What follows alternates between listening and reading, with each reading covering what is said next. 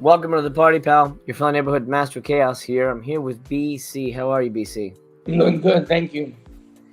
I've lost my voice again. I thought it gotten better, but then it went away.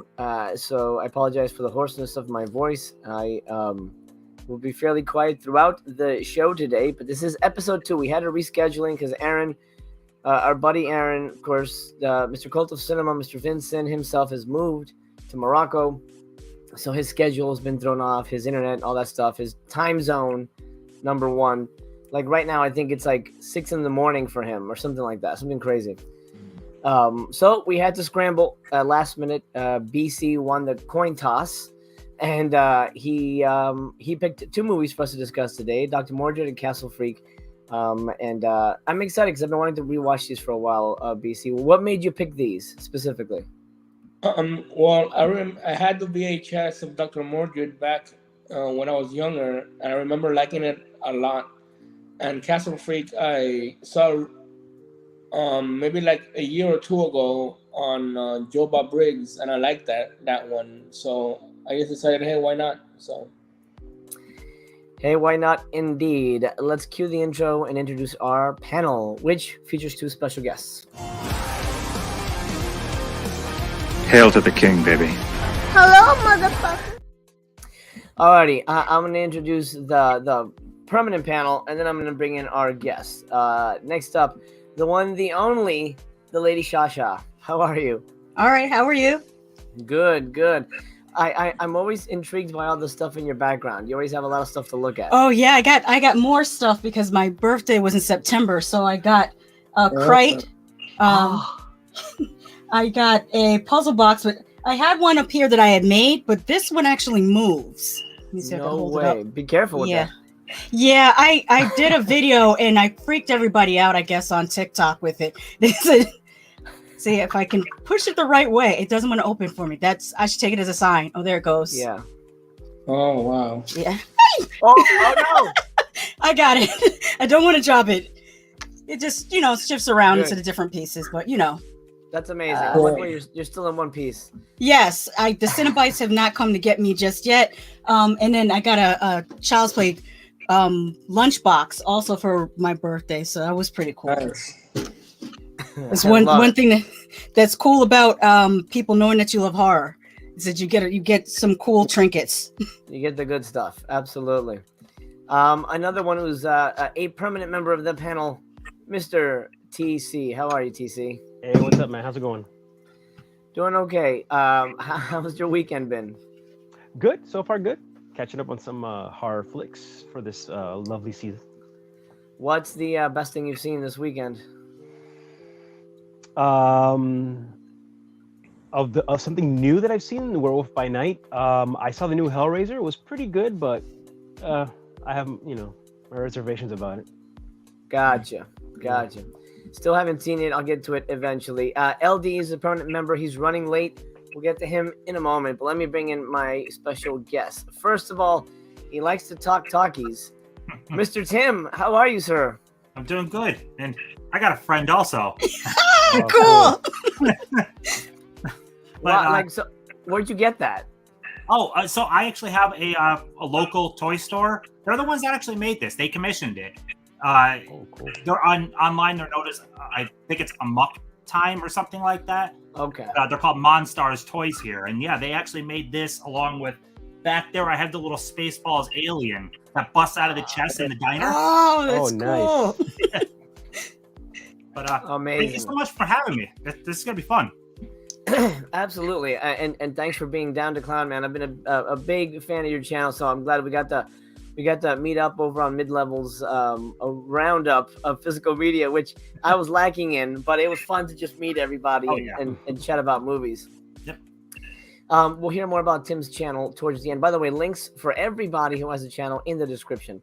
Last but certainly not least, Bob, what's up, buddy? What's going on, man? How are you? Good. I hear you like Blu-rays. Is that true? I do.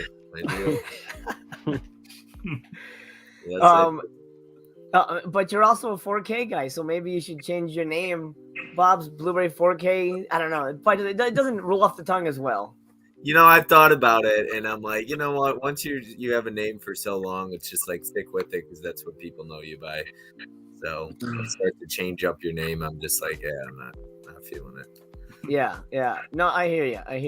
I actually started my channel teaching chaos theory, but nobody was watching that shit. So I'm like, all right, I'll just no. No connection to chaos except for the fact that I spent way too much money on movies. All right, let's get to it. BC, you told us why you picked these movies.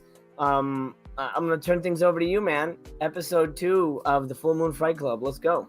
All right. I think you guys have a preference about which movie goes first. We discuss first, or not really? I'm good either way. All right. Yeah. Let's start with Dr. Mordrid. Okay.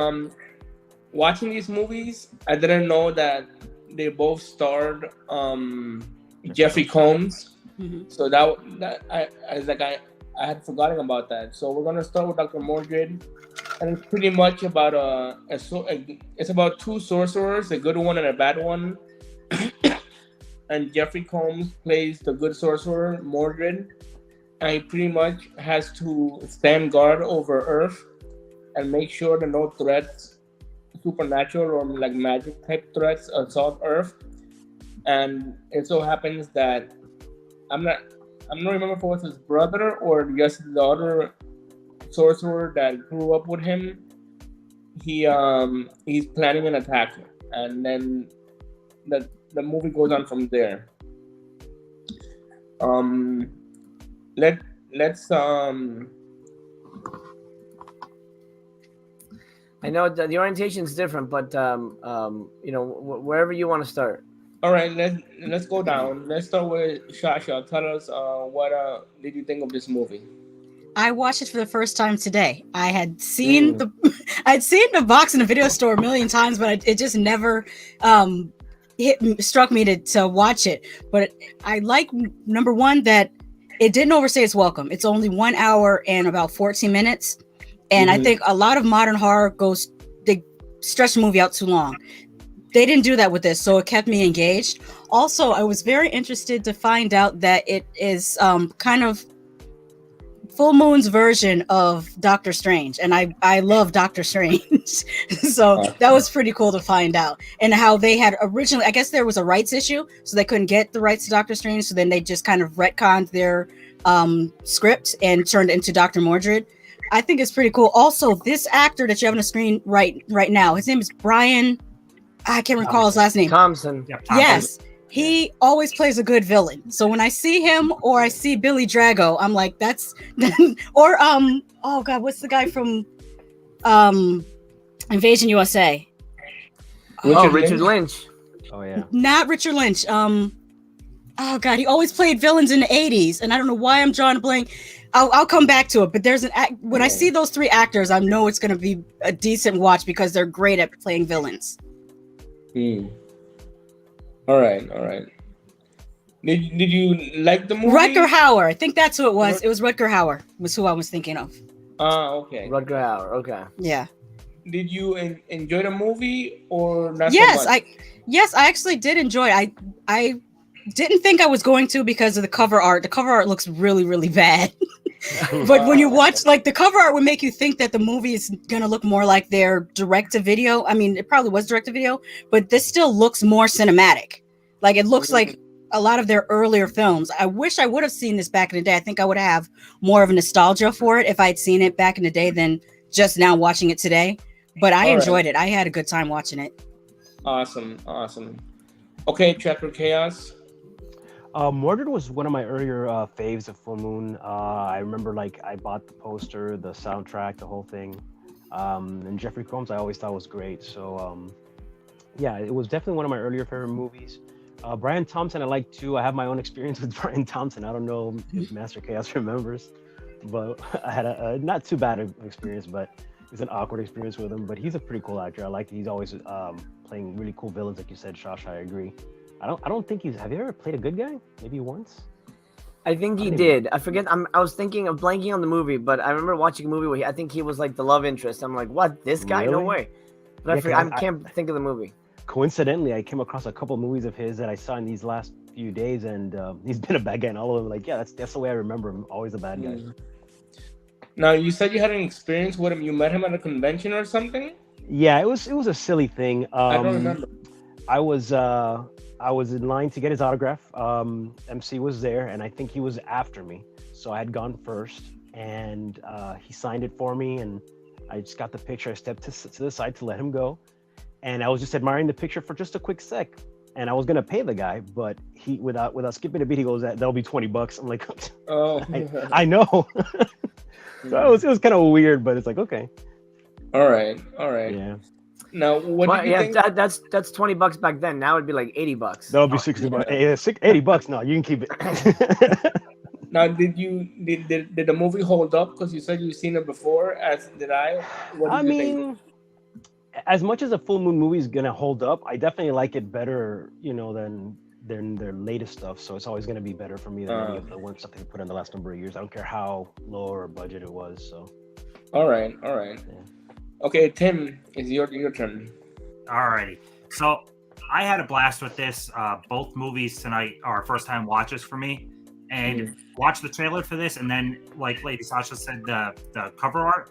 Neither one, I thought this was going to be pretty bad. I had an absolute blast. I always liked Jeffrey Combs. Like you guys touched on Brian Thompson. I'm a huge Buffy fan. And he played pivotal bad guys in Buffy. Oh, yeah. Luke was a major one. The Judge was major. So, yeah, he was great. I'm also someone that whenever I finish a movie, I go on IMDb trivia, always. So seeing that whole Doctor Strange thing, the Doctor Strange DNA is all over this movie. You could totally see that this was meant to be a Doctor Strange movie. Oh my gosh, it was so much fun. I'm a big stop motion fan, so that whole end finale with the dinosaurs and stop motion, this movie was a winner for me. I swear I had like very low expectations and ended up having a blast. And that 74-minute runtime, heck yes. Give me more of that. Tim, did you see in the IMDb trivia about the stop motion? Yes.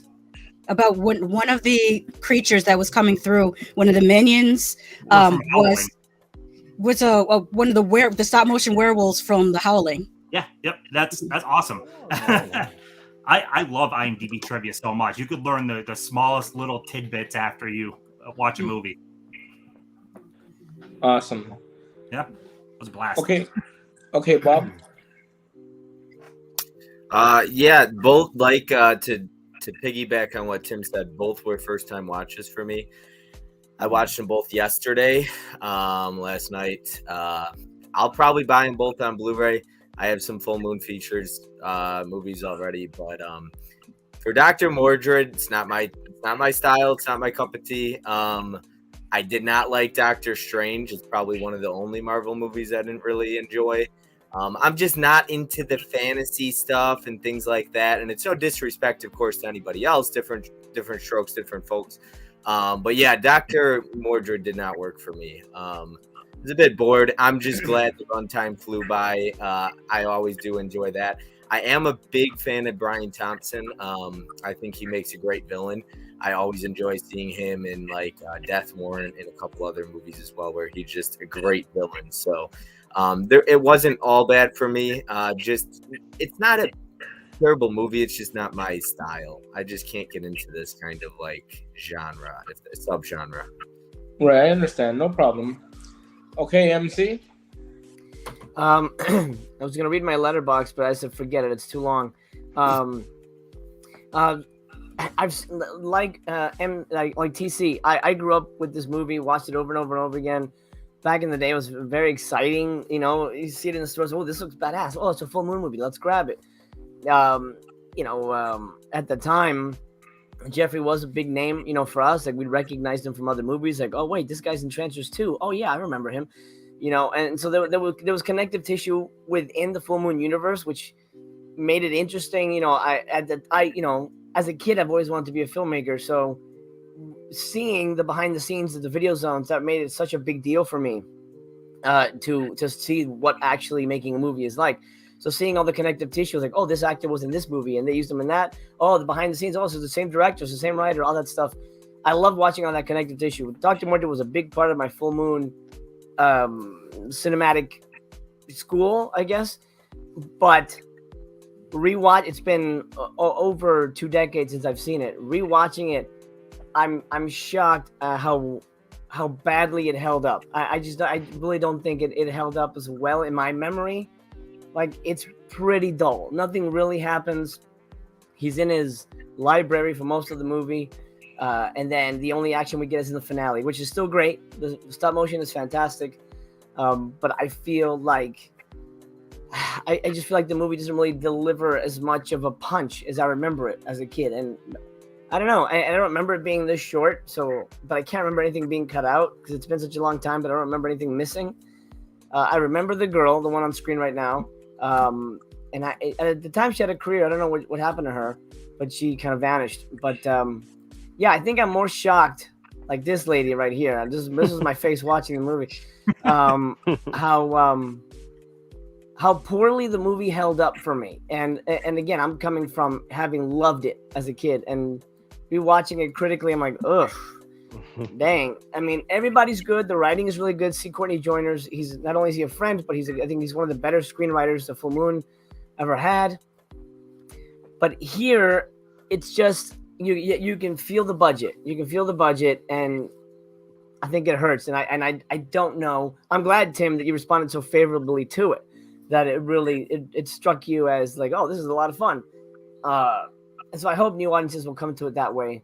But I'm kind of with, even though Bob was new to it too, I'm kind of with him on it just didn't work, sadly. That's it from me. BC? All right. Well, I had bought this movie on VHS back, much like MC, 2 decades ago. And I remember loving it. And just like MC, it fell short watching it again. I remember it being like spectacular and magical, and it didn't feel like that this time around. It was very, very simple story. I always think that the ending is a little bit anticlimactic. I mean, with the stop motion dinosaur bones, it needed more substance, in my opinion. The film, the plot. 2 cool things that I want to mention was I like how Mordrid slips out of the handcuffs. He does like this trick with his wrists and he just slips out of them. That was cool. I really like that. One thing that was a little bit puzzling, maybe somebody else picked up on the reason for this, that he's in his library apartment and he opens the box with like crystal looking daggers and he sticks it into his stomach. Does anybody know why he did that? Was that part of? I couldn't figure out why he did that. You remember that MC? You laughed. You remember that scene, right? I remember it, and and maybe there's a blank. Maybe somebody knows what happened to it, but I could swear. Maybe it did happen, and I just blanked it out. But I could swear he takes them out and he shoots them at Brian Thompson. Yeah. Does that not happen? Yeah. That's what he was doing. Yeah. Oh, okay. So he was like kind of like if he was loading his gun or whatever, but he was loading it himself, and then he shoots it out. Yeah. Oh, okay. There you go. Okay, I failed to notice that. If you just get pockets, I think this might be easy.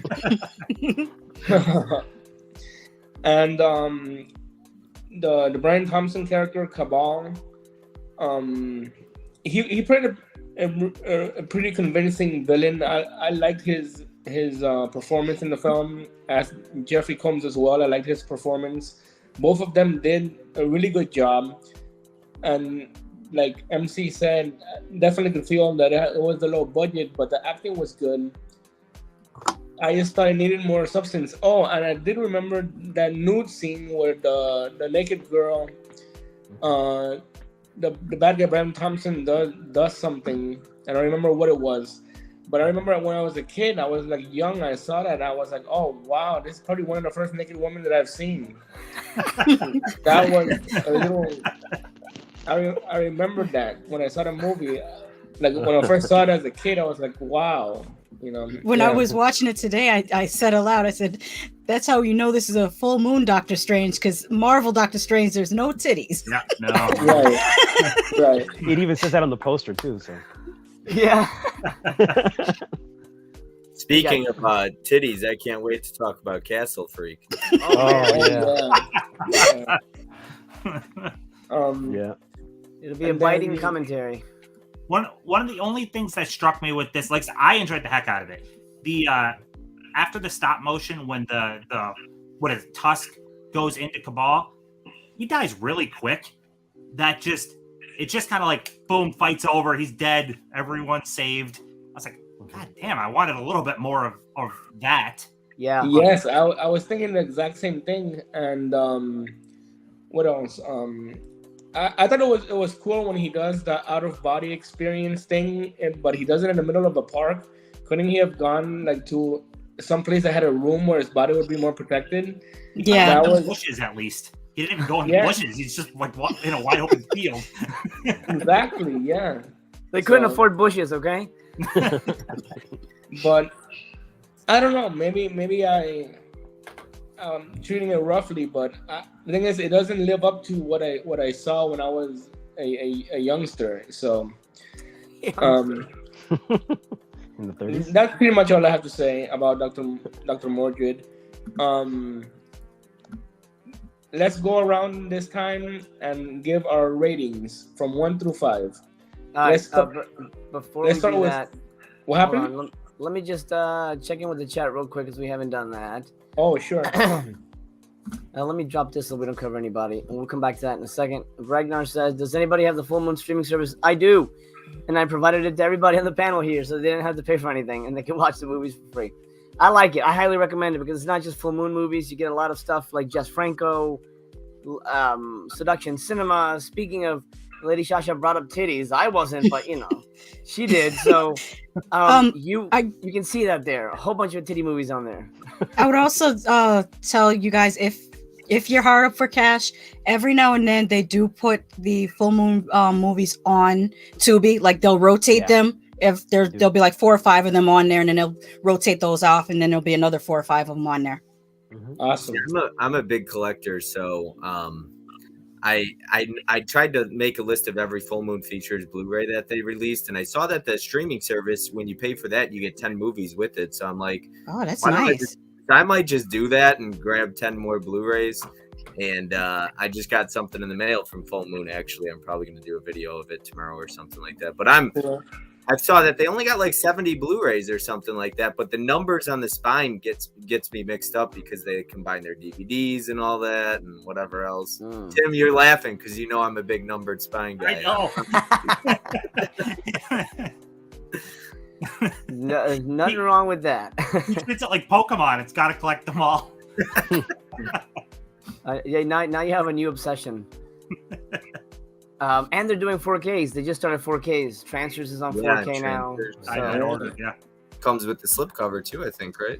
I believe so. Billy Zane in the chat. Hey, Billy. Remember, legends never die. Follow your heart, kid, and you'll never go wrong. Or something like that. I don't know. I wasn't in it. Thank you, Billy. Thank you, Billy. I just wish DC would cast Billy Zane as the Lex Luthor he's meant to be. I'm just like, what are we doing? If anyone is meant to be Lex Luthor, it's Billy Zane. Okay, Yeah. end of my rant. I like it. Brian Thompson was great in Nightwish, Fright Night 2, Cobra, and Werewolf the TV series. Yeah, absolutely Fright Night 2. Yeah, hell yeah. He was great in Cobra too. I loved him in Cobra. Yeah, Cobra's great. Absolutely. Castellar liked Shrunken Heads. That's interesting. That's the movie that made me hate Full Moon going forward. I think me and TC are on the same page. That's the movie that made us go, I think this company's going down the wrong path. Yeah. Then after that, it was all weed movies. Yeah. Very, very strange. But he also loves the Puppet Master movies. Well, by the way, if you join, another thing you can get if you join the streaming service, that's what I got. You can get the entire Puppet Master collection on Blu-ray. Like it's one of the other things. So pretty sweet. I grabbed that. Even though there's only like maybe 3 good ones, 4 maybe. But it's fine. It's nice to have them. All right. Thanks for chiming in. Let's get back to the magic show. Watch out. Look at that. It's going to get you. Whoa. All right. I'm going to go back to this. BC, it's your turn. Go ahead. Your show. Okay. Well, let's start like we did talking about the movie. Let's start with ShaSha and then let's go down. Give your rating for the film, please. I'm gonna go 3.5 stars. Okay. Or 3.5. I don't know what object we're using. 3.5. We're doing moons. Moons. Okay, 3.5 moons. 3.5 moons. Yeah. Full moons. Okay, TC. I'll agree with ShaSha. I'll give it 3.5 as well. All right, Tim. Wow. I don't necessarily want to be a follower, but that's exactly what I was thinking. It's 3.5. All your criticisms are all valid, but I had fun, and that's what matters. Fun. That is what matters. I always rate the movies on how much they entertain me. So, all right, Bob. I'm gonna give it a 1.5. Okay. All right. It's funny that you put this picture up right when you said 1.5, because I was looking at the little weave track back there. I couldn't stop staring at it. I was like, this doesn't even match his hair. Sorry. Things women notice. Yeah. Yeah, absolutely. All right, MC. Man, I'm we got LD in the chat. I'll bring LD. I'll bring you in a minute, buddy. I didn't think I would go this low. I'm gonna go 2 stars. I just think it had all the right ingredients, but I feel like something we didn't talk about is at the ending, he defeats Caliban or whatever his name is, Colossus, whatever, and he says he comes back to the girl and like, okay, cool. Now he's got like a cool new girlfriend. He goes, no, I gotta go. Sorry, I'm a magic dude. I'll see you later. And then like, what the shit is that? What kind of ending is that, dude? Like, I don't know. It just felt like so quick. Like they're like, this movie's got to be an hour and 14 minutes. Go. No, he's got to go. So that felt weird to me. So 2 stars, I think, because yeah, it just did not work. But I thought he does come back for her at the end. Yeah, at the end. Yeah. He does come back for her at the end, but I almost feel like that was like a studio note or something. Like, you know what? Let's bring him back at the end for, was it Christmas or New Year's or something? Yeah, Christmas, yeah. Like I got a mission I need you know, for. Right. Like, yeah, we can't just have him dip because that's weird. But they never got a sequel, which is weird. And we got a sequel to Oblivion, which is another weird ass movie. But BC, before you go, let me bring in LD, okay? All right. LD, here, let me remove this. Hey guys. Hey, Sorry I'm late. Happy to be here. Hey. It's okay. Let me introduce you to some new members. We got Tim Talks Talkies and Bob over here. Hey Tim. Hey Bob. Nice to meet you. Yep, you too. All right, we all sort of gave our big reviews for Dr. Mordrid. So why don't you give us your thoughts on Dr. Mordrid before you and BC give your ratings? Cool. Yeah. So when the movie began, I actually thought I was really going to like this. You know, it started off, I got hooked to it right away. I saw myself really getting attached to it very quickly. Then it reached a point where, for me, it just started to drag, especially when it got to the whole stuff with him at the police station. And I don't know, it just kind of felt like I had more police than magic for some reason. I think Jeffrey Combs was good. I think he was a bit stiff most of the time. But then again, I don't blame him too much for that. That's just probably how the character was. I felt like it had the potential to be really great, but it didn't really reach that for me. I didn't hate it. I did kind of enjoy the stop motion dinosaur fight at the end. Yeah. But then it's like it just kind of ends, and that's just kind of it. I mean, I am glad it didn't drag on too long.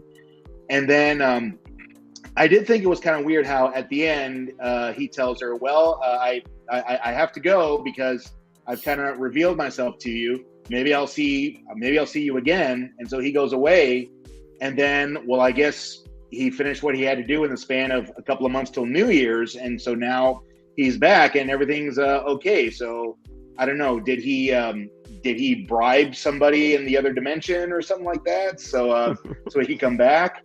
Overall, pretty enjoyable. You know, it is kind of, you know, it is Full Moon's take on Doctor Strange. I think this had the potential to be a lot better than what it was. That's my review of it. All right. You want to give your rating? Yeah, I wanted to like this so much, but I'm gonna give it 3 stars. All right. I'm gonna give it 3. All right. Well, I'm gonna give it two moons, and I liked it when I was younger, but it was lacking for me. I did mention, since you're a magician, LD, I did mention that it was cool how he got out of those handcuffs. Remember those scenes? Yeah, I do. Yeah, those were pretty badass moves. Yeah. Okay, MC, are we gonna start with the next movie, or you want to add anything? Yeah, we could. I'm curious to hear more from LD about the magic in the movie, because it is. I mean, it's obviously fantastical magic, but are you? And I know one of your favorite movies is Lord of Illusions, so you like fantastical magic kind of movies, right? Oh, sure, yeah. I mean, I like it if it's done well. You know, I mean, like I like Doctor Strange. I thought that was really well done. The first movie was really well done. The second movie, it was all right, but I like it as long as it's done well, because there are a lot of movies that do, kind of like what Dr. Mordrid did. They use elements of like magic, but they do it in a way where it's just kind of goofy and weird. And there are also times where there's some magical movies where they spend too much time explaining. And sometimes when it comes to magic, you can get away with the fact that, well, it's magic, that's why it's working. And you don't always have to explain too much. But there's some movies where they just go way too overboard to make you understand why the magic is happening. It's like, well, this stone came from this island, but it's not really an island. It's just meant to look like an island. And it came from the gods. We call them gods, but they're not really gods, because they're derived from something else. And it gets like a little too convoluted. So overall, I am a big fan of them. But sometimes it can go a little overboard. Absolutely agree. Let me chime in with the chat real quick, then we can go on to the next one. Quite this one. Hey, Mel's in the chat. What's up, everyone? Bob and Tim, good to see you. Mel, we will be reunited on Thursday for... Well, I'll drop a mention of it now before I forget. Where the hell did I put it? Oh, here it is. Season 2 of Voyage to the Bottom of the Barrel here on this channel. We're talking booby movies, Warrior Queen and Barbarian Queen. I didn't plan them to be booby movies. They just happen to be full of lady meats. So come and join us on Thursday, the 13th, for some sexy barbarian action there. Tony says, full house for the full moon review on a night with a full moon. Yeah. I forgot. Yeah, it is a full moon tonight. Is it really? I didn't even notice. Yeah. That's right. There was one yesterday, too. Yeah. That was out.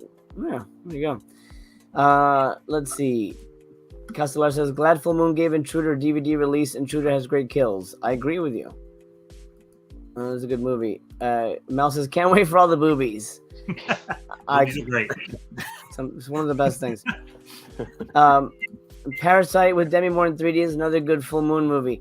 Demi Moore, by the way, here's a little backstory on that. Charles Band admitted to cheating on his wife with Demi Moore on that movie. Isn't that crazy? Wow. Yep. He directed the movie, and this is before Demi Moore was Demi Moore. And there you go. And she's the butt. For those of you who don't know, she's the butt on the poster for I Spit on Your Grave. Oh, I didn't know that.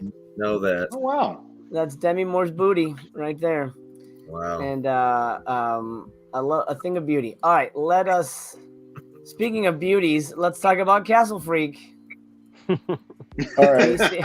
BC, take it away.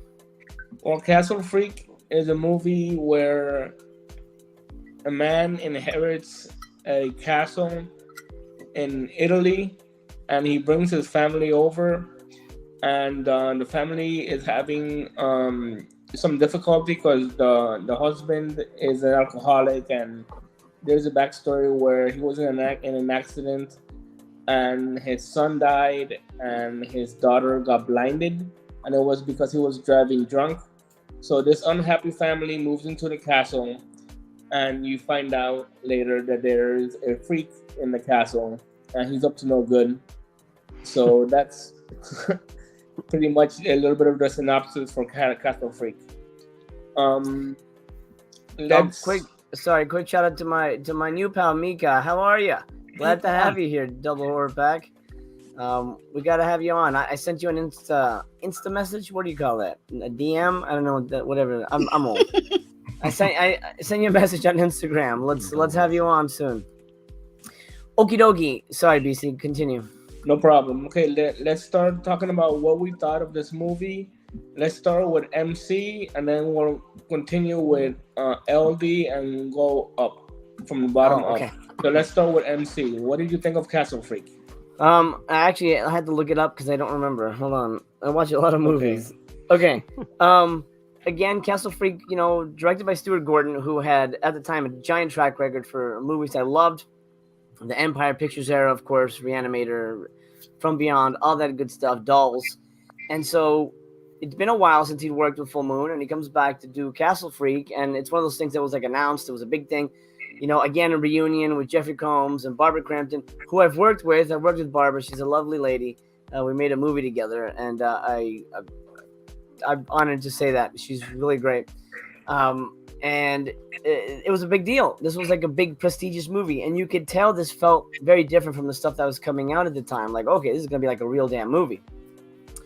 So it comes out, and it is huge. I mean, it's in the world of Full Moon, it's a big deal because it felt like a bigger movie than the normal stuff. It didn't feel like Mandroid, which is a little janky and invisible. I know TC is a big fan of those, but it felt like a real like meaty horror movie, and meaty for many reasons. Stuart Gordon does not shy away from the blood and guts and the nudity, and I like that. He comes from a background of theater. That's where he got his start. So he likes his actors to act, and that's something that's lost sometimes in a low budget movie. And so I appreciate here that the characters are given, real pathos, real stuff to hang their hat on when it comes to their performances and their interpretation of the events. They're not just there to be scared by a creepy looking dude. They're dealing with past traumas. They're trying to heal. They're all coping with something, but they're all broken people, and I love that. I think that's such a powerful thing to have in a low budget movie, because you don't normally see that. You don't normally see people giving a crap. You don't normally see characters interacting in a way that's not all about the plot. They don't even know Castle Freak is a thing until like the last 20 minutes of the movie. Castle Freak's doing his own thing, eating prostitutes in the corner, but the family's still healing. They don't know what's going on, until later in the movie. And I love that because it's real, and then they react to it, and it all kind of comes together. They heal through trauma. I mean, we're gonna spoil it, by the way, guys, just so you know.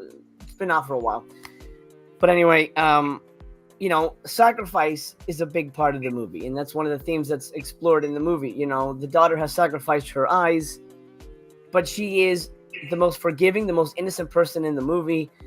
She and then she is, the object of affection of the Castle Freak, not just because I guess just because he wants to touch a lady, but he sees something in her that is unique and pure, and she becomes that pure thing that everybody wants, that everybody loves, and has to be protected. And I think going at it in a way that isn't just an exploitative monster in a castle movie makes this a much more important movie than what it could have been in the hands of somebody else. Like, honestly, if Charlie Banda directed it, it would have just been a bloody, monstery kind of nothing movie. But Castle Freak stands alone as something that really, cinematically, artistically, and dramatically works as a horror movie with real stakes, with real connections.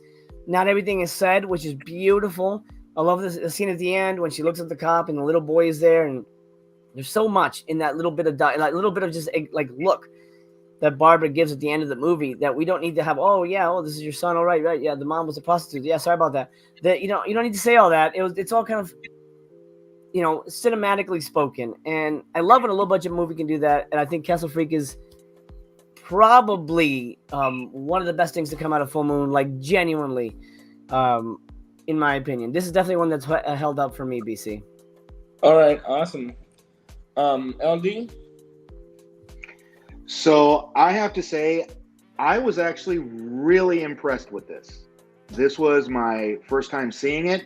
And because I knew it was a horror film, I kind of went into it with a certain level of expectation. I kind of think, okay, this is a horror movie, so I'm going to look at it with my horror movie glasses, if you will, as most of us tend to do from time to time. But I got to agree with MC because this really struck me. First of all, the acting was, I thought, very well done.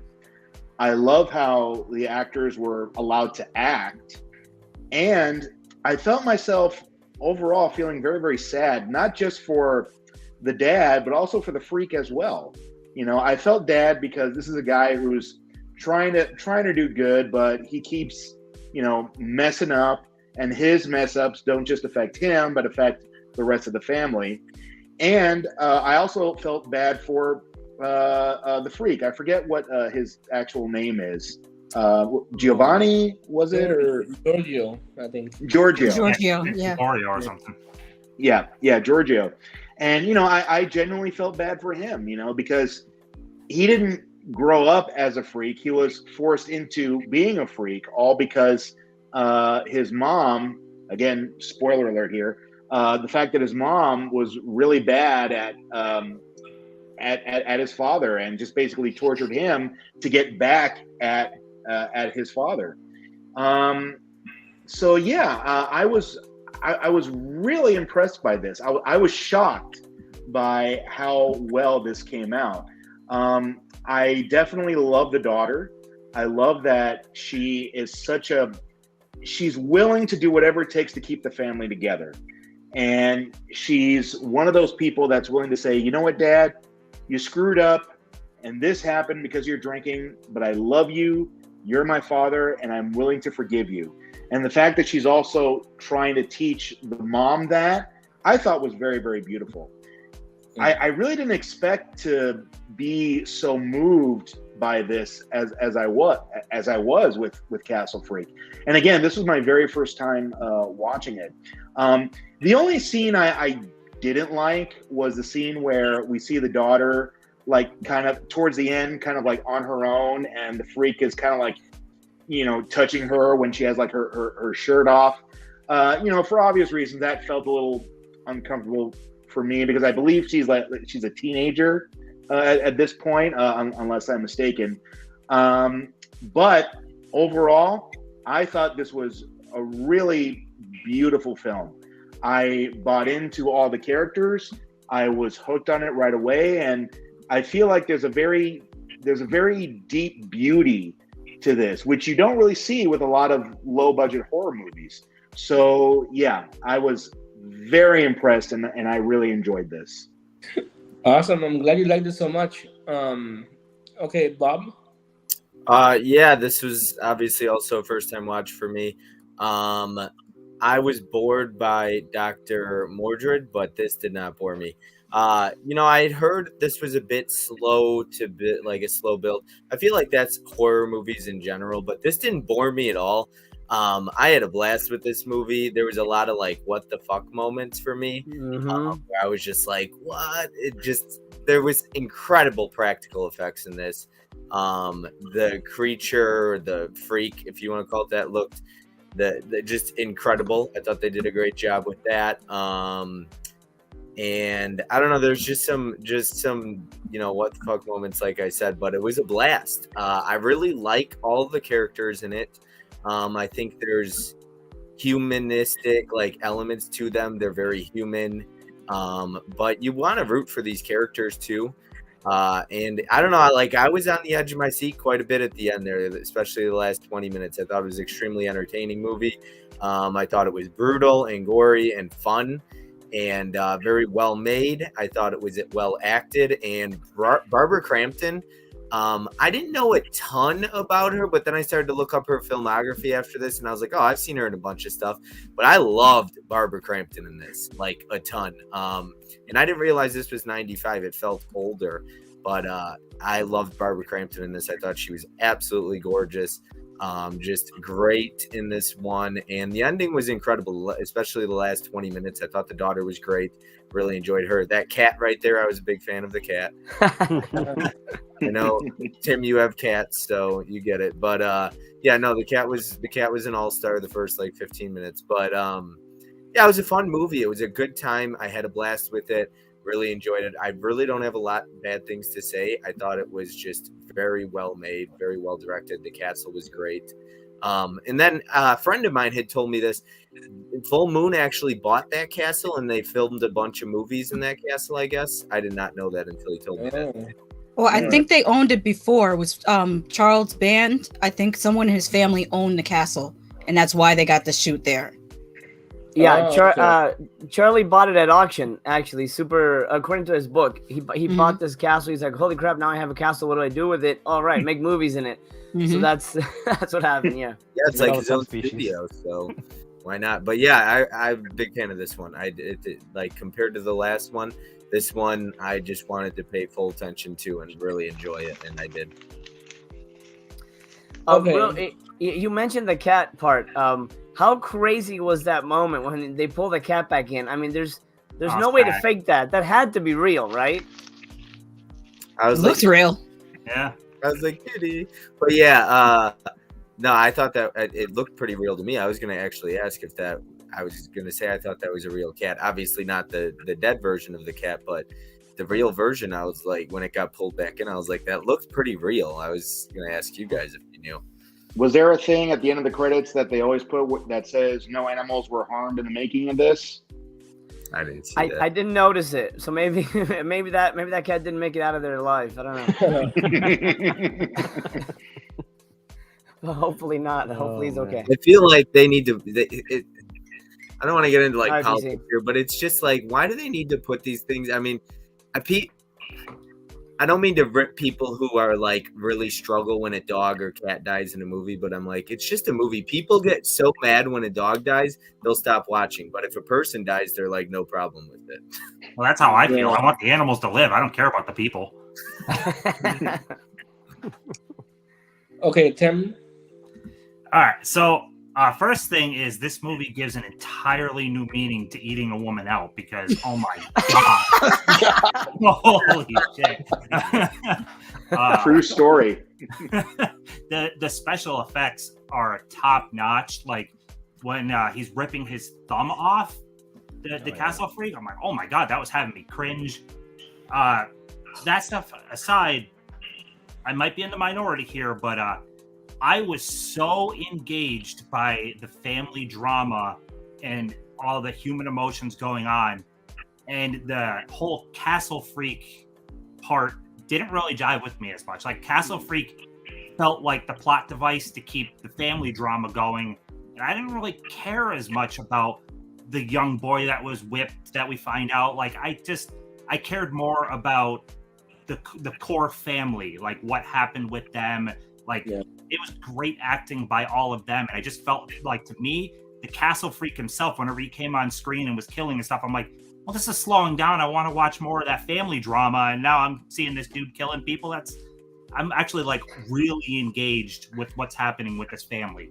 Like, you could tell the fact that he is responsible for killing his son, and just, he completely ruined his marriage with his wife. Like, there's no coming back from that. Just, it was that aspect was great. The castle freak himself just didn't jive with me like I wanted, I guess. All right. I got one more thing to say. Sorry to interrupt. I apologize. No, I don't know what it is, but like lately I feel like I've been watching a lot of movies where some like titties get bitten off because I watched Burial Ground recently, and I was like, that was one messed up boy too. So I guess I've been watching a lot of movies where these people are just really into biting women's tits off. I don't know. You guys have seen Burial Ground, right? Oh yes. Yeah. No, that's a running joke here on the channel. I've been trying to get in touch with the guy who played the little boy. He's in Italy. His name is in the movie he's titled Peter Bark, but he's got an Italian name. But oh yeah, we've talked about him quite a bit, and it's an actor that Mel from My Killer Podcast is not a big fan of, so we like to torture her whenever she's on with Peter Bark's face. You know, that movie, not to get off topic here, but that had some of the best practical effects I'd ever seen as well. It's a great movie. Yeah, they did a lot to get that done. Like some of the night scenes inside the house, they built like a tent to cover the house so they could shoot during the day but still make it look like it was nighttime. Oh wow! Okay. Wow. I didn't know that. That's crazy. Love it. Okay, TC. Yeah, across the board, I think everybody's right. Like, this is like one of the better, if not best made, full moon movies. I mean, whether it's the acting, the script, and however low or high the budget was in this one compared to the other ones, they made it work.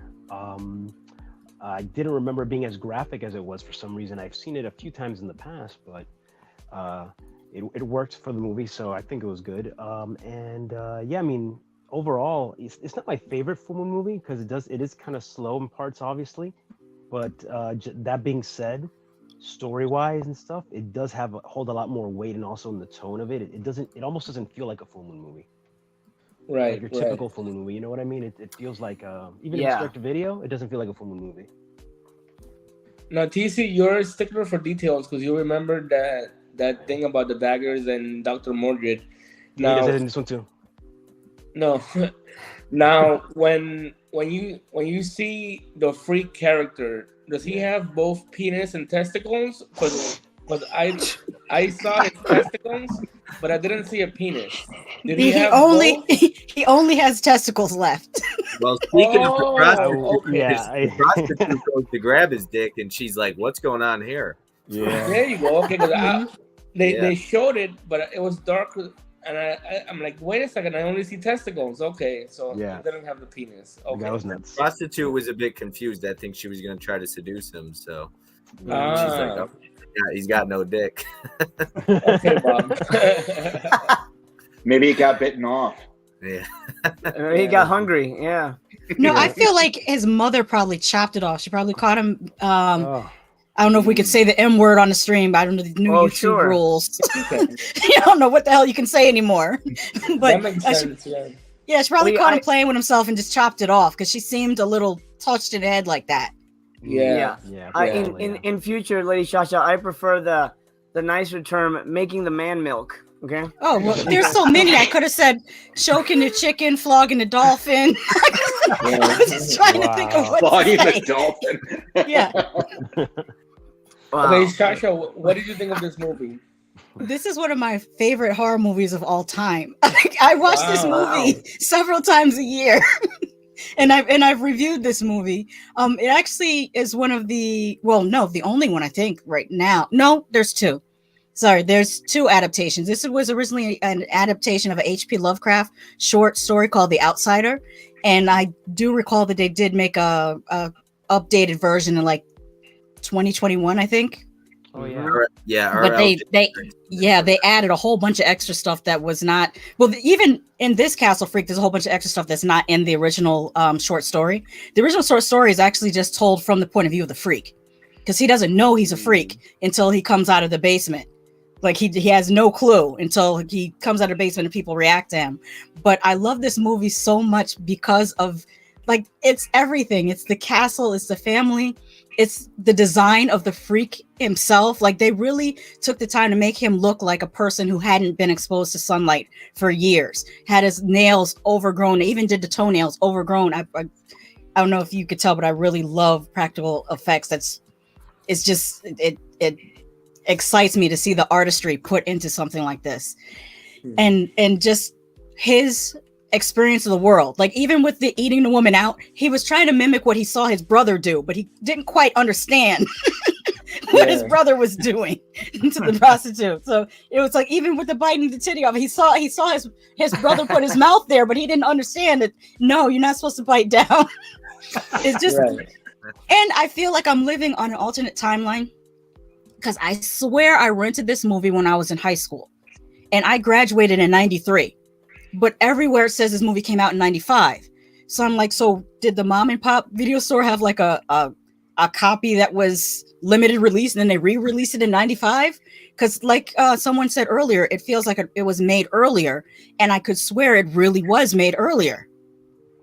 I don't know whether it was re-released or whether it was only like limited in a few places and then they got wide distribution. I don't know why it says 95 when I know for a fact I saw it in like 91 or 92. Interesting. All right.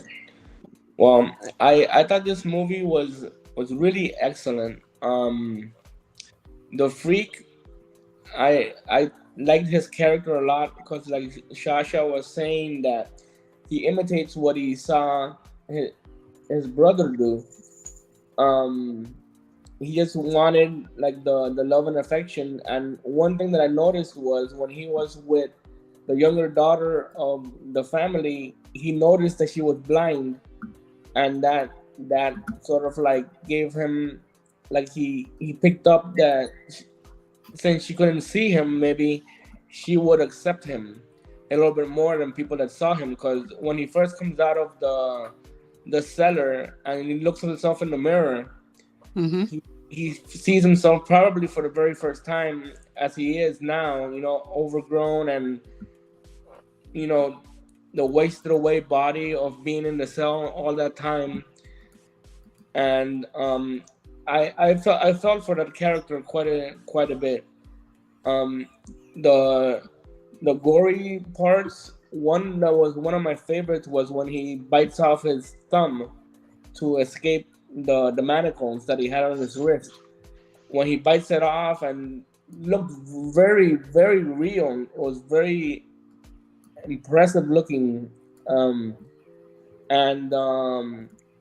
the face, everything was really well done to make him look like a freak. The family dynamic that I think Tim was talking about, the family drama, that was really well done as well.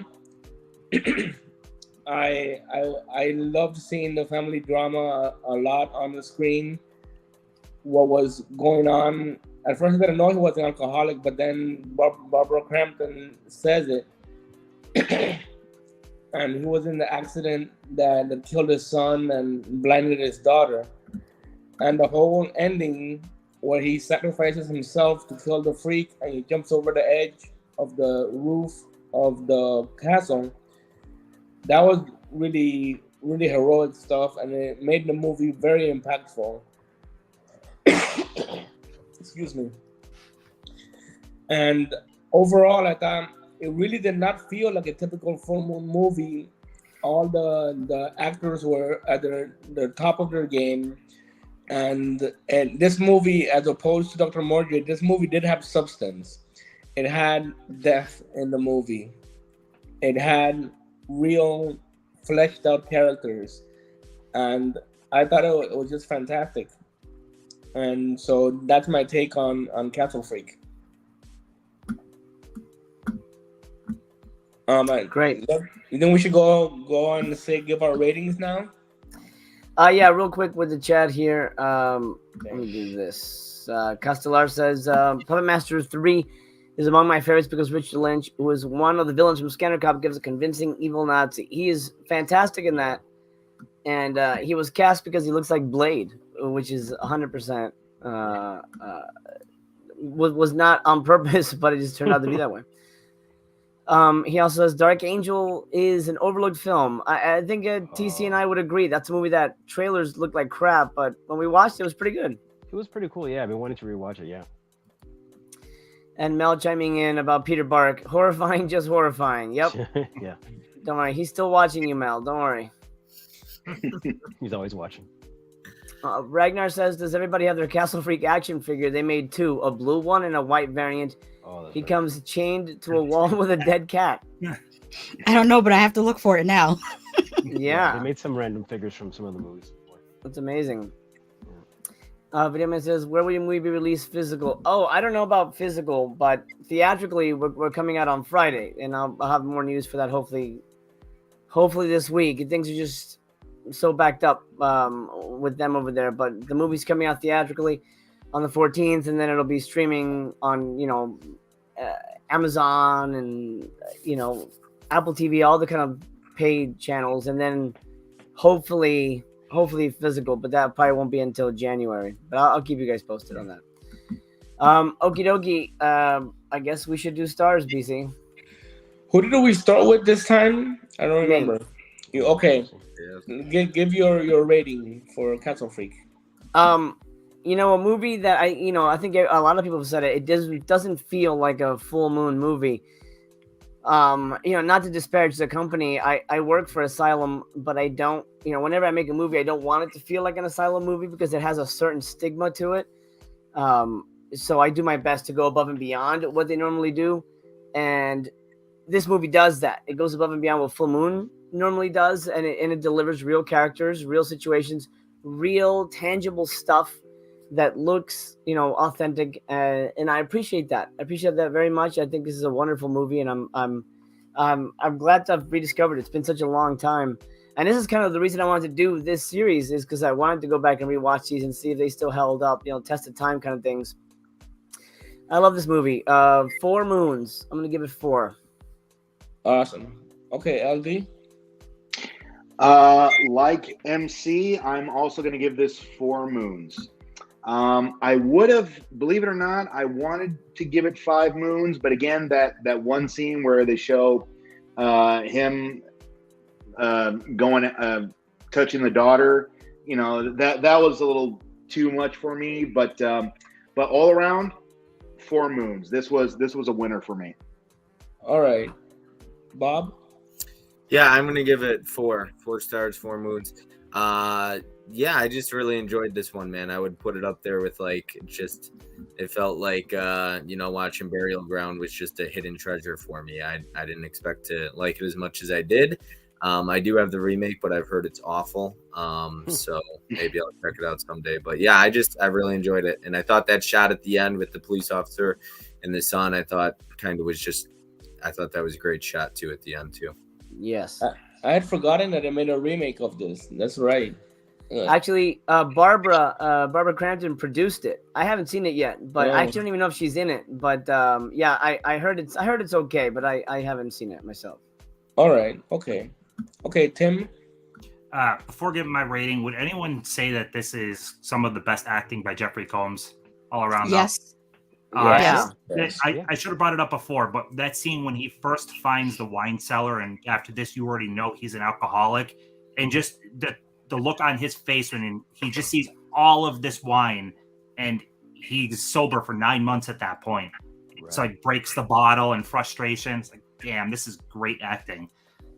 So yeah, on family dynamics, the acting, it's a 3.5. As weird as the movie's called Castle Freak, and I wanted less of the Castle Freak, as weird as that is. The family dynamics and the acting, though, on point, great. I wanted more of that.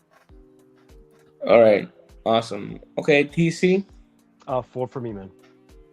Awesome. Okay. Did you see this one early when you were younger as well, or was this the first time watch? Me? Yeah. No, I saw this back then. Yeah, I saw when it came out. Oh, okay. Yeah. Talk more. So, why would you give it 4? What about it jumped out to you? Oh, no, I mean, pretty much, not to seem redundant, but yeah, like, it's just overall, like, the quality of the movie. I can't zoom in, but yeah, just so you know. Yeah, there you go. Oh, yeah. Yeah, no, I mean, just the overall quality of the movie, and it's something you didn't expect from, whether you want to say a direct-to-video movie or just narrow it down to just Full Moon in their catalog of movies. They really did a great job with this one, so it's a nice, refreshing version of a movie that they compared to a lot of the stuff that they've put out some in the past and a lot from now. So, right, I think it holds up. I think it holds up pretty well. All right, ShaSha, you said this is one of your favorite movies of all time. Yes, 5 stars, 5 moons. Sorry, 5 moons. Awesome. I mean, what is not to love about a movie where a creature is running around balls out, terrorizing people? Yeah. I love it. You know what movie? And I reviewed it, by the way. I reviewed this and the remake. So go to my channel if you want to see a review of this. Oh, definitely, And definitely. I think a good double feature would be Castle Freak and Barbarian. I was just gonna say this movie reminded me of Barbarian, but I didn't want to Oh. spoiler because in case anybody hasn't seen it.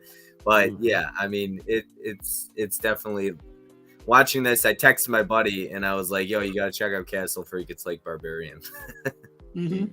Well, I saw Barbarian. I didn't like Barbarian. Compared to Barbarian, I thought this movie had so much more going on, and I enjoyed this movie 10 times more than Barbarian, and I'm gonna give it 4 moons.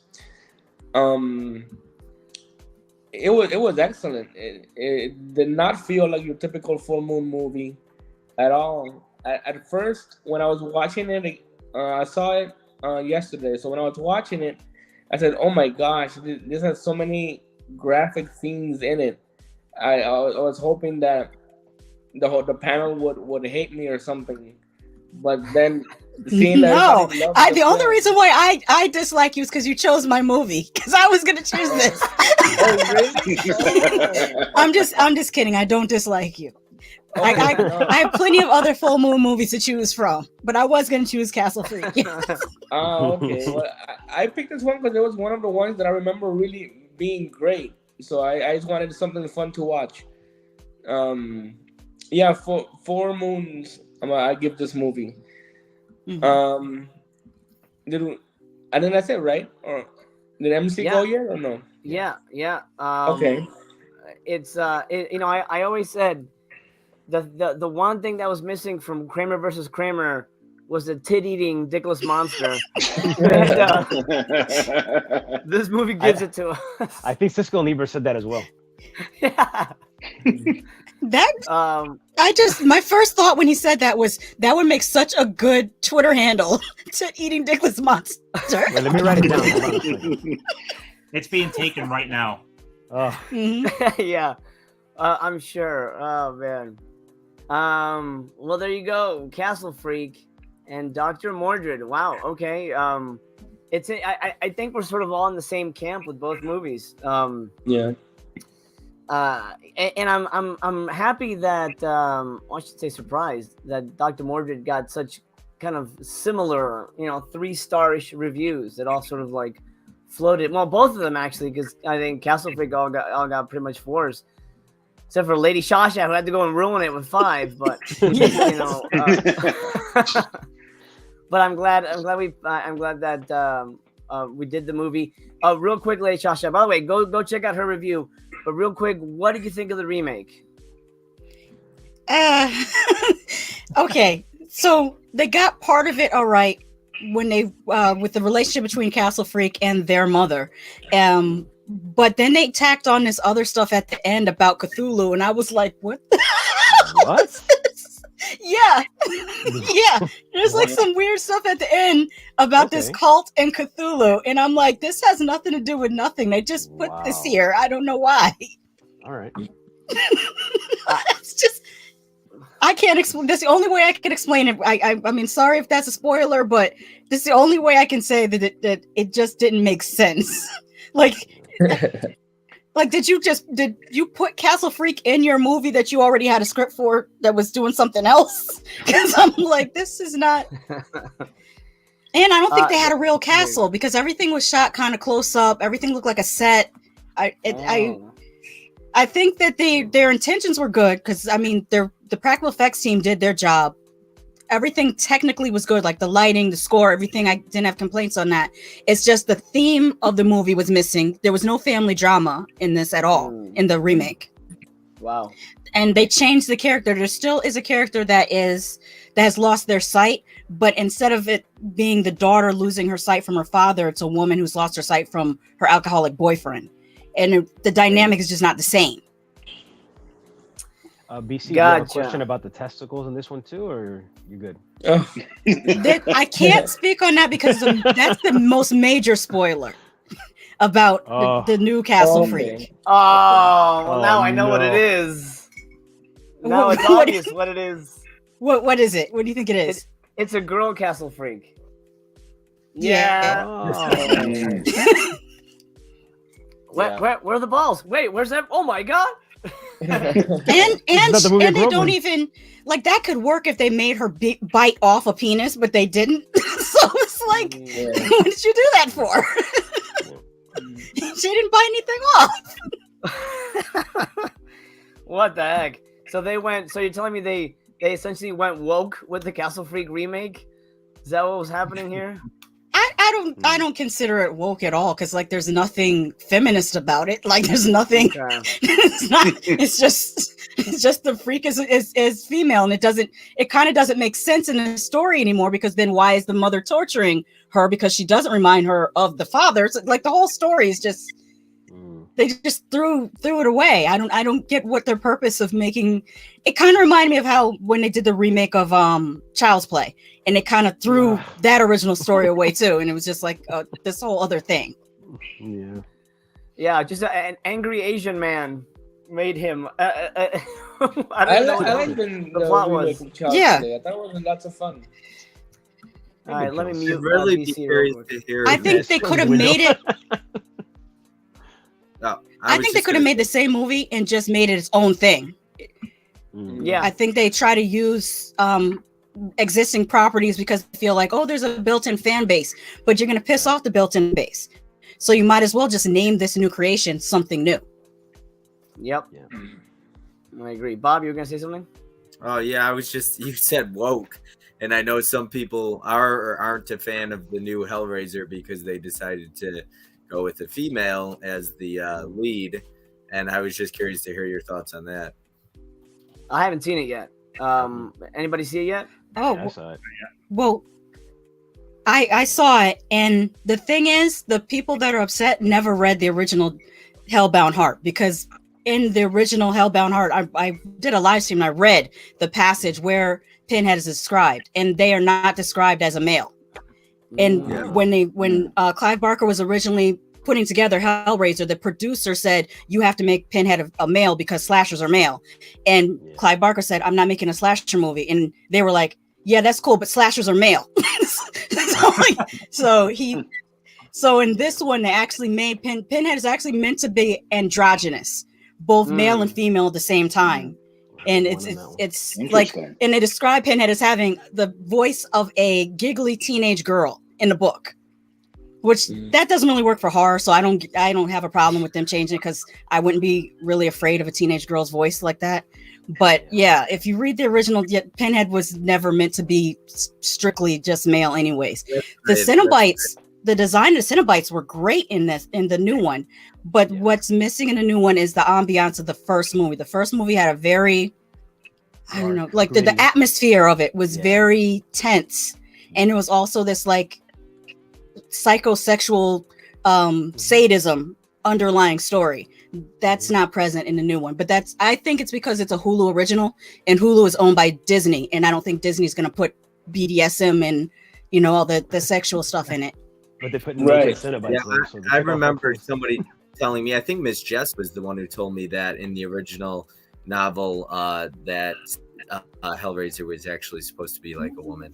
So I think somebody had told me that. I think it was Miss Jess. But yeah, I was like, oh, okay. So, I mean, people complaining, right? Like you said, it's just staying accurate, to the true novel. Interesting. I'll have to get to it eventually. I know I will. I liked the Night House quite a bit, so I'm looking forward to seeing what that team does going forward. We'll see what happens. All right, it's time to pick. So we spoke before you got here, Lady ShaSha, but this was supposed to be Aaron's episode. Aaron is in Morocco. If Aaron is good to go next month, he will go next. His spot is held. If for some reason Aaron just can't do it because of the time issues, then maybe he'll be a guest on a future episode, and we'll have to fill his spot. But for now, we're going to pick somebody to go, just in case. And until we hear from Aaron, whoever is chosen, last man standing, will be the person who hosts episode 3. Now LD and ShaSha have channels, so those episodes would be on their channels if it happens to land on them. This is going to be last man standing. Here we go.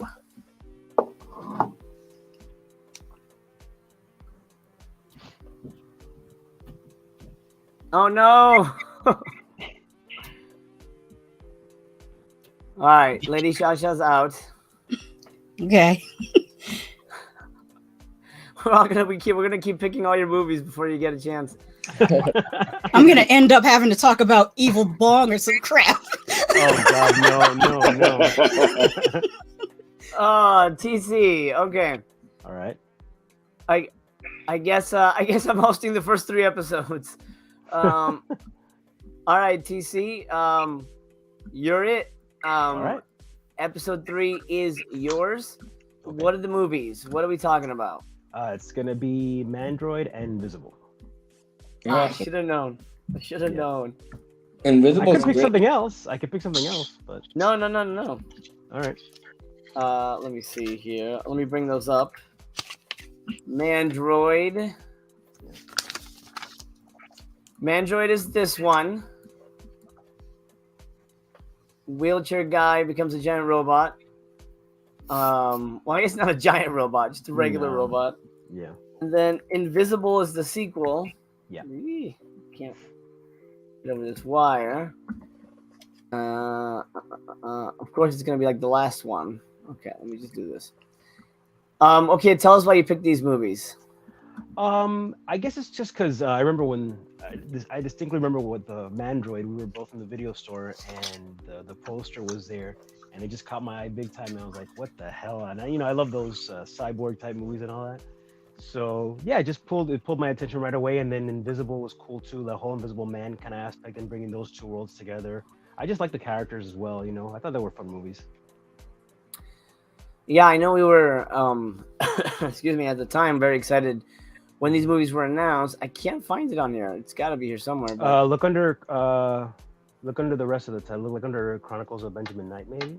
Oh, that's way too long. Anyway, Invisible.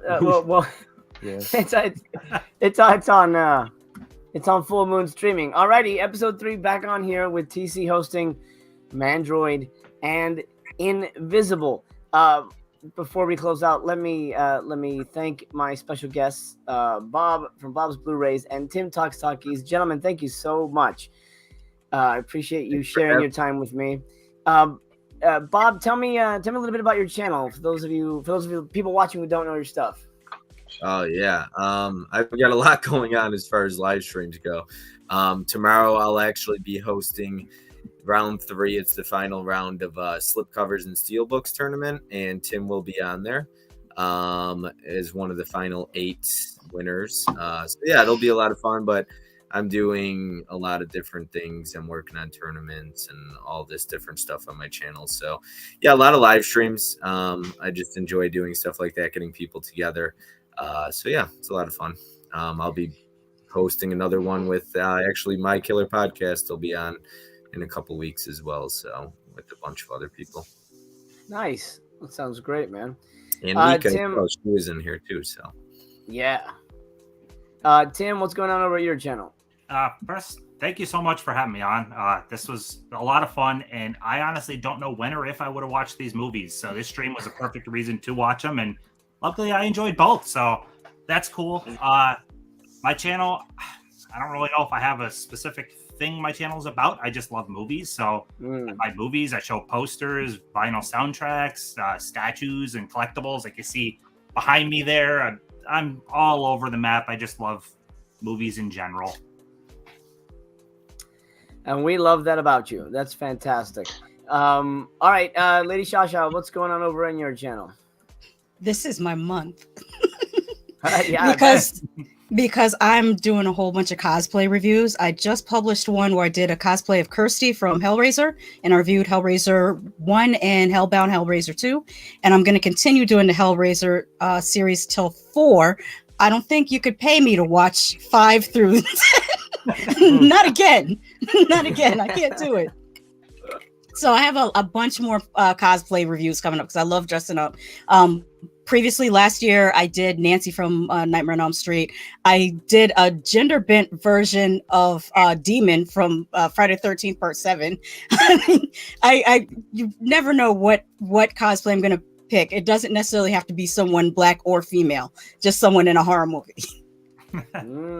Okay, I like it. So stay tuned for that. LD, what do you got? Some magic for us? Yeah, I have some new magic currently in development right now. It's taking me a while to get it just right, but it'll be on my channel soon. Excellent. Are you going to be doing any more like Disney coverage? Yes. My wife and I are soon going to be developing a brand new channel that's going to be devoted exclusively to that. So we're working on that right now. So, but yeah, look for that in the future. Can I tell you? I think that's a great idea because I think theme park channels do very, very well. Yeah. Yes, they do. So good luck with that. I'm looking forward to subscribing and following along as you try all the delicious foods I can't anymore because I'm gluten sensitive now, so I can't eat all the damn churros and all that stuff. He could do it, but it'll be just one episode, and that's it. Yeah, coming to you live from the toilet. Okay, so here's what I thought of the churro. As long as you can get the turkey leg, you're good. As long as you can still get that turkey leg. That's true. It's true. Meat is the way. LD will be back.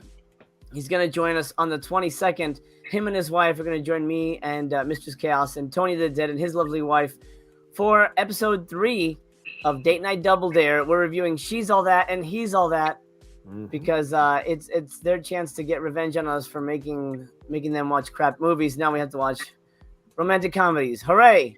Hey, She's All That's good though. She's All That's good. The second She's one, All That's good. If they gender bend, into He's All That, is that also considered woke? Probably. She's All That. I can't believe you're actually going to sit through that. I did once, and you couldn't pay me $100 to sit through He's All That again. No. I'm just really hoping that at least one of them, someone's going to be biting off titties. I don't think that's going to happen. You got TikTok stars and all that in the newest dude. One, so. Fingers you crossed. never know. Fingers crossed. You should Photoshop the He's All That poster and put like the blind girl on the Castle Freak on it. That'll be interesting. Yeah, but She's All That's a lot of fun. I mean, it's like staple of my childhood, nostalgic to me. Right. And it's so funny because you watch the movie, you're like, man, this girl's gross. And you take her glasses off, you're like, oh my God, she's beautiful. I'm being facetious, of course, because it's such a Hollywood thing. Yeah. It's ridiculous. Video Man says, She's All That is great. Seen it probably 20 times. Shakespeare was Rachel Lee Cook. Yeah. That's it exactly. Good little movie. And He's All That is the one that I'm really worried about. That looks like it's gonna hurt. But gosh, I know I've seen worse. All right, let's call it a night. Thank you guys very much. It's an honor and a pleasure. As to what's happening on the channel, I'm this week is gonna be weird because I'm in sort of press mode for the movie. I do have Voyage Season 2 starting up here on Thursday. So join us. The team will be back together. We're going to be joined by Justin from Movie Watch Daily as our special guest on that one. And then, I don't know what's happening, actually, because I'm still trying to get over the sickness. So stay tuned. Fun stuff will be happening. Bob, thank you so much, sir. I appreciate your time. Absolutely. Thank you. Tim, thank you so much. And I'm honored to have both of you here, but hopefully you'll bring your crate back if I should call on you again, sir. Oh yeah, I'm up whenever. Yeah, I thanks love again. life. So yeah, I love being a guest. Excellent. Well, we'll do it again. As for the rest of the panel, BC, TC, LD, and Lady ShaSha, thank you so much.